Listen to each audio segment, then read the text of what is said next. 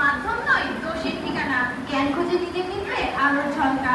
আমার বেগম প্রতিপক্ষ শিক্ষার্থীদের পাঠ্য বই বিমুখ হওয়ার পিছনে সামাজিক যোগাযোগ মাধ্যমকে দায়ী করে গেলেন।